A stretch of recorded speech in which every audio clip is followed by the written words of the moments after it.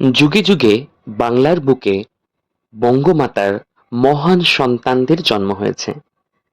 বীরসিংহের সিংহ শিশু পণ্ডিত ঈশ্বরচন্দ্র বিদ্যাসাগর মহাশয় ছিলেন তাঁদেরই মধ্যে একজন অন্যতম প্রধান, যিনি 1820 সালের 26শে সেপ্টেম্বর দিনটিতে জন্মগ্রহণ করেছিলেন।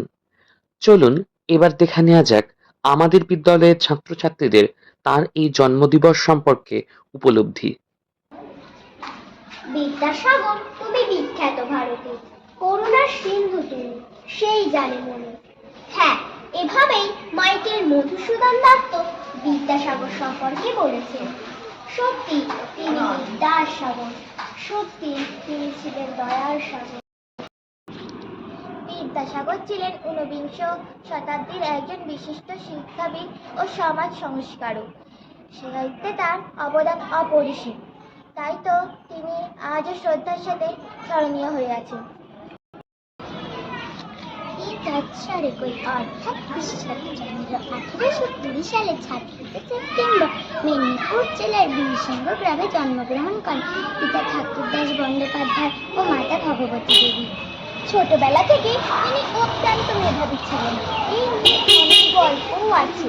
সে যাই হোক, 1839 সালে সংস্কৃত ভাষা ও সাহিত্যের অগাধ পাণ্ডিত্যের জন্য তিনি বিদ্যাসাগর উপাধি পান। উল্লেখযোগ্য বইগুলি হলো বর্ণপরিচয়ের প্রথম ও দ্বিতীয় ভাগ, যা আমাদের নিত্য সঙ্গী। এছাড়া শকুন্তলা, বোধোদয়, ভ্রান্তিবিলাস আর কত কি।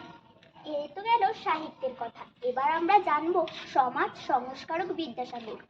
সমাজের মানুষের প্রতি, বিশেষ করে মেয়েদের শিক্ষা ও কুপ্রথার জন্য তিনি আজীবন লড়াই করেছেন। মেয়েদের শিক্ষার জন্য তিনি প্রথম কলকাতায় একটি হিন্দু বালিকা বিদ্যালয় প্রতিষ্ঠা করেন। তিনি মোট 35টি বালিকা বিদ্যালয় স্থাপন করেন, কারণ তিনি জানতেন মেয়েরা যদি না শিক্ষিত হয় তাহলে এই দেশ কোনোদিনও উন্নত হবে। আর তার বিধবা বিবাহ প্রথা প্রচলন, হ্যাঁ, নারী সমাজের প্রতি তার এই অবদান মানুষ চিরকাল শ্রদ্ধার সাথে স্মরণ করে। তাই তো বিদ্যাসাগর সম্পর্কে রবীন্দ্রনাথ বলেছেন, তিনি যে বাঙালির বড়লোক ছিলেন তাহা নয়, তিনি অনেক বেশি বড় ছিলেন, তিনি যথার্থ মানুষ ছিলেন।